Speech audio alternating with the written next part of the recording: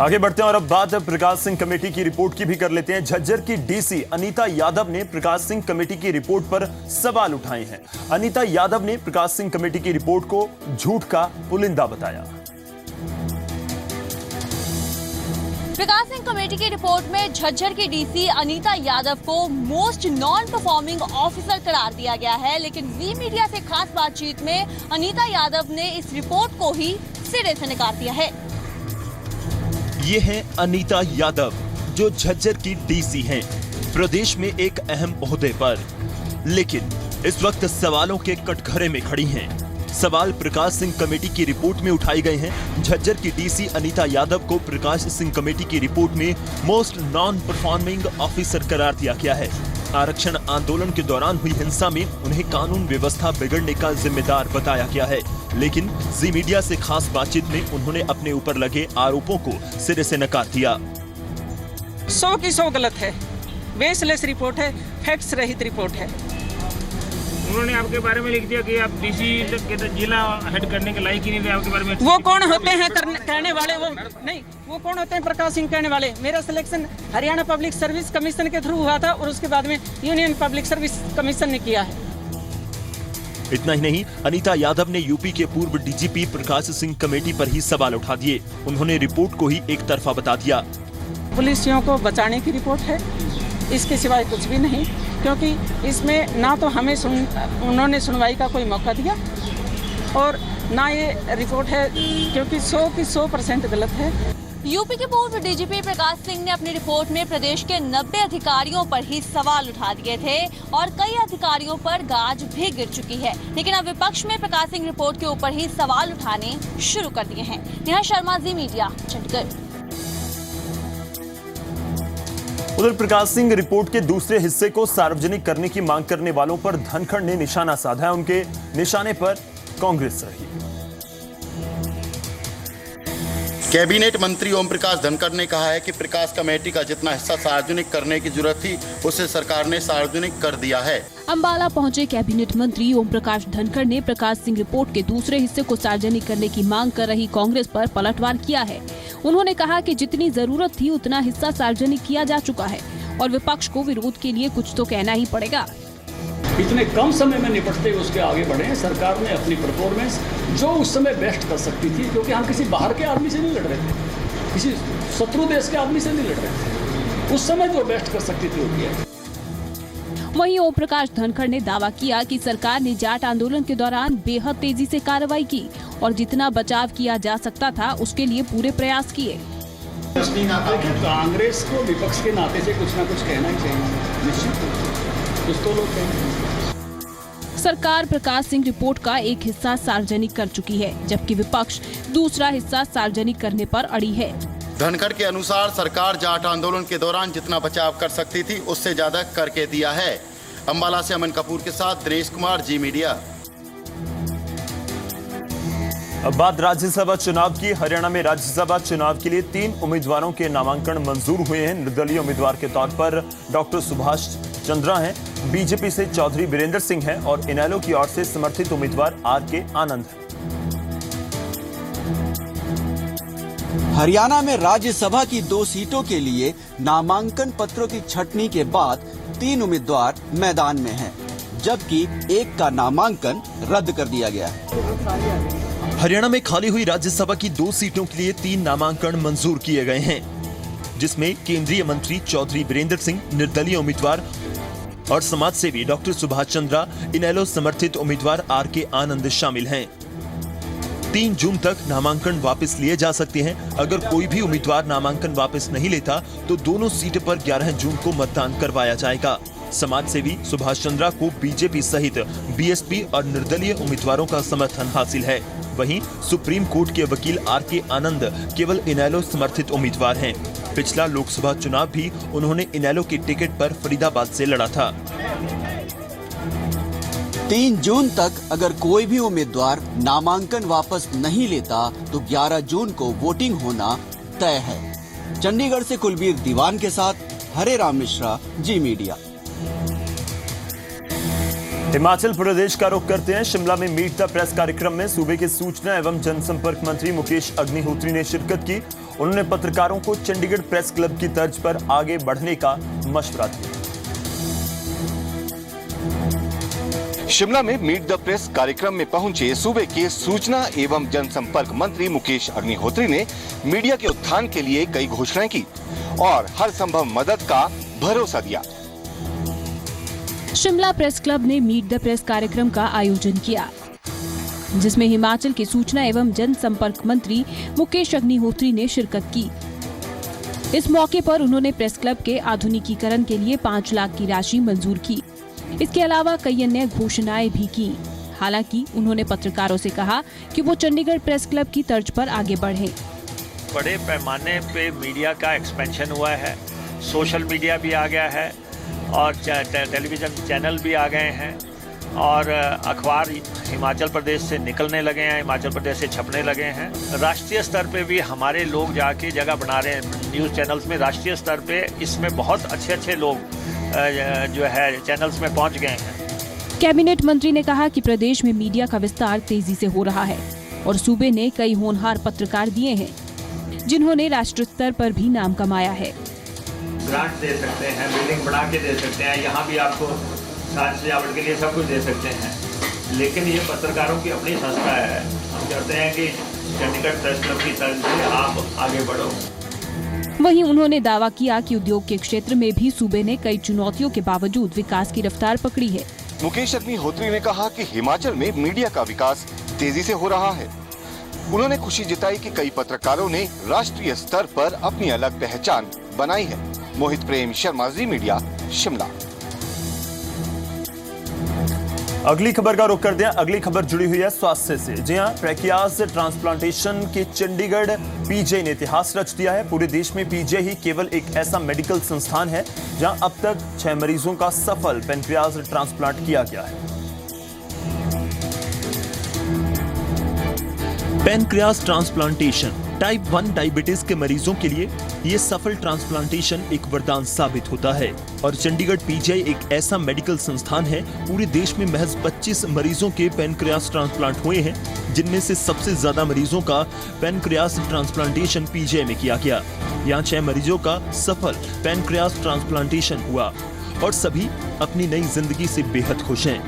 हाल ही में लुधियाना की रहने वाली एक 32 साल की महिला ममता और पिछले साल अगस्त में जीरकपुर के 24 साल के हरविंदर का पेनक्रियाज ट्रांसप्लांटेशन हुआ, जो बिल्कुल दुरुस्त महसूस कर रहे हैं। मुझे पहले से बेटर फील हो रहा है।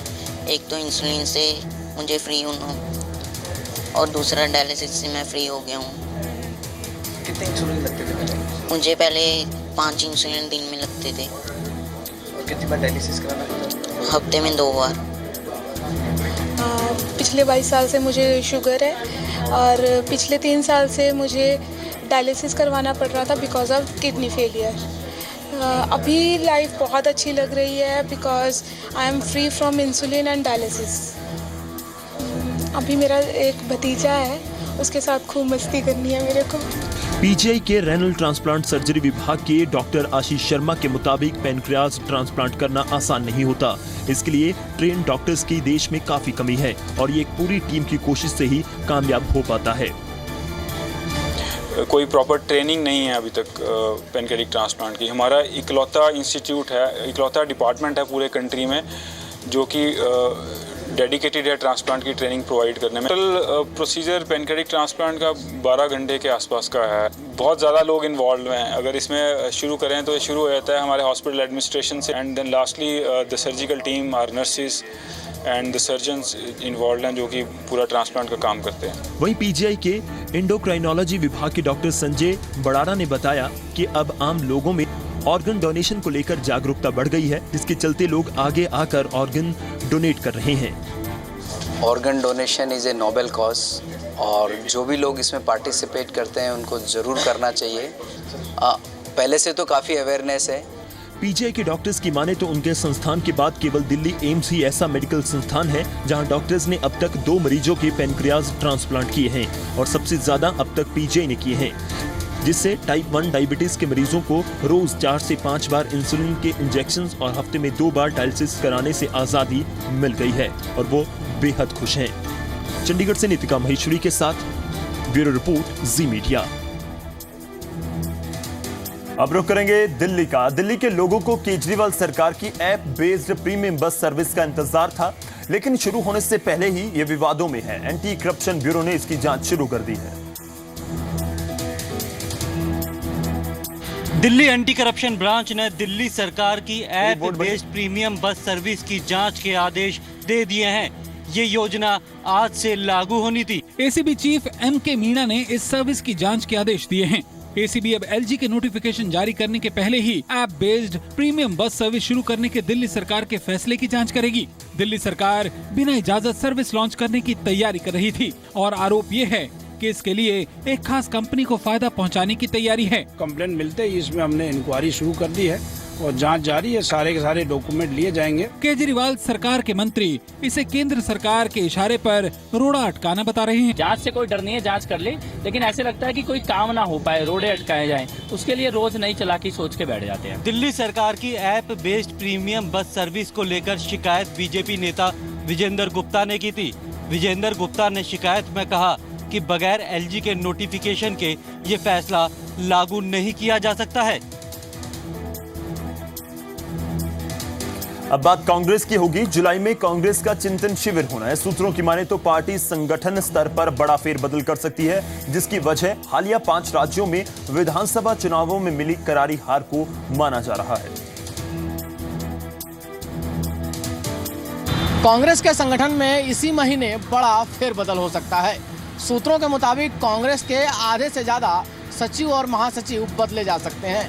हालांकि राहुल गांधी को अध्यक्ष बनाने को लेकर ज्यादातर नेता चुप्पी साधे हुए हैं। कांग्रेस पार्टी में बड़े फेरबदल की तैयारी हो रही है। सूत्रों के मुताबिक कांग्रेस में आधे से ज्यादा महासचिव और सचिवों को बदला जा सकता है। फेरबदल के बाद जुलाई महीने में कांग्रेस का चिंतन शिविर होगा। चिंतन शिविर में राहुल गांधी की भूमिका को बढ़ाने पर चर्चा हो सकती है। ऐसी खबरें आ रही थी कि फेरबदल के दौरान राहुल गांधी को अध्यक्ष बनाने का फैसला भी ले लिया जाएगा। खबरें आ रही हैं कि जल्दी ही राहुल जी अध्यक्ष बनने वाले हैं।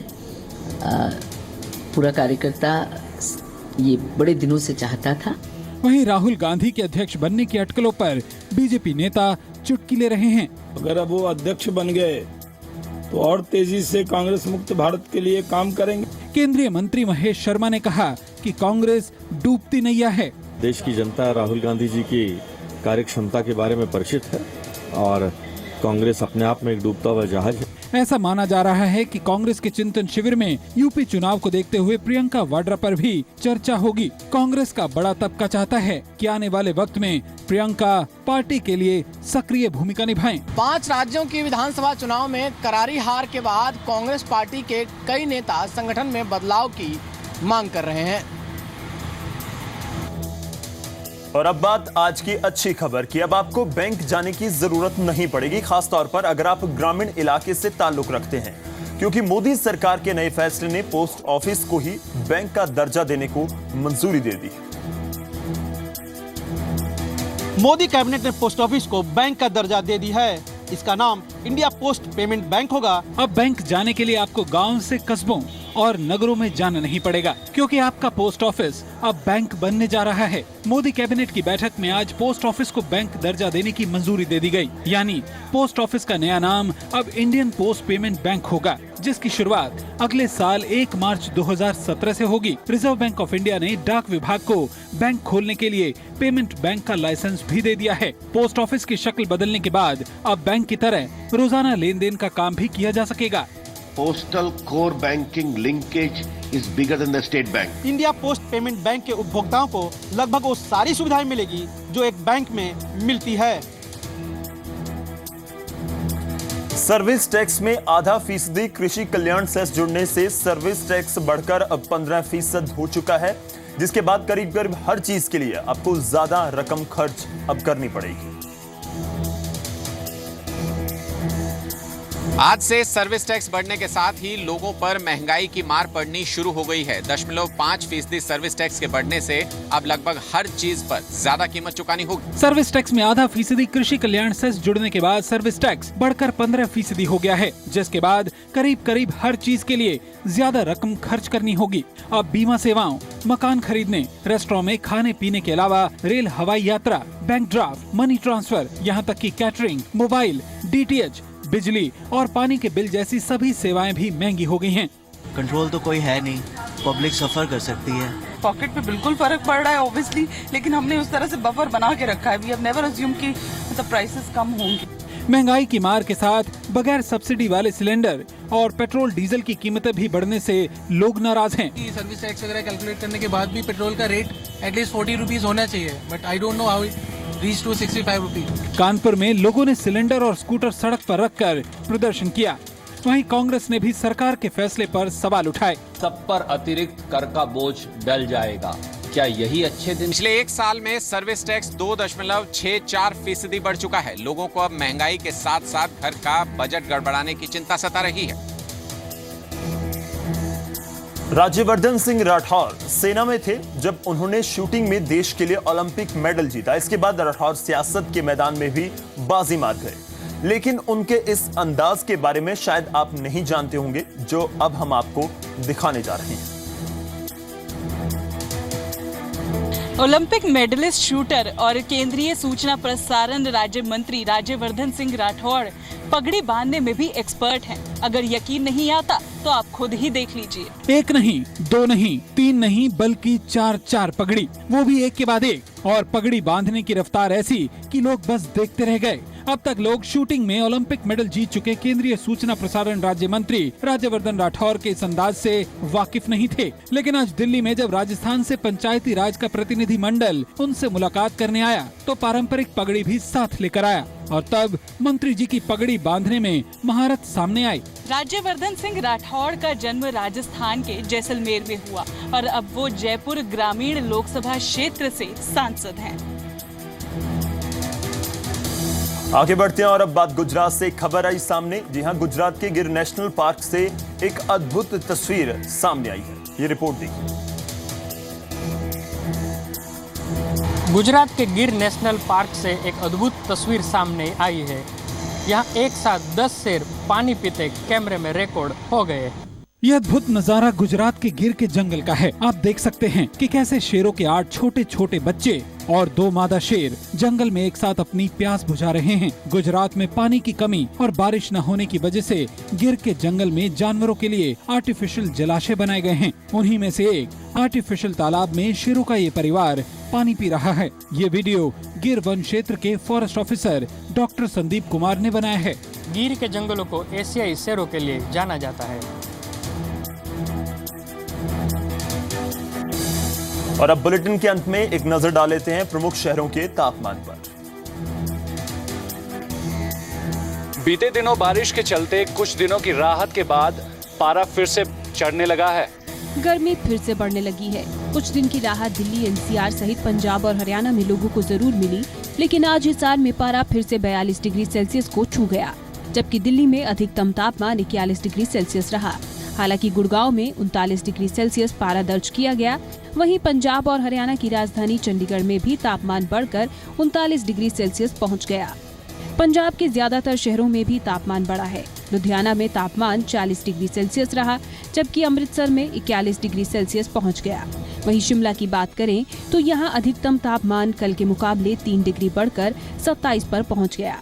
वहीं श्रीनगर में भी 4 डिग्री की बढ़ोतरी दर्ज हुई है।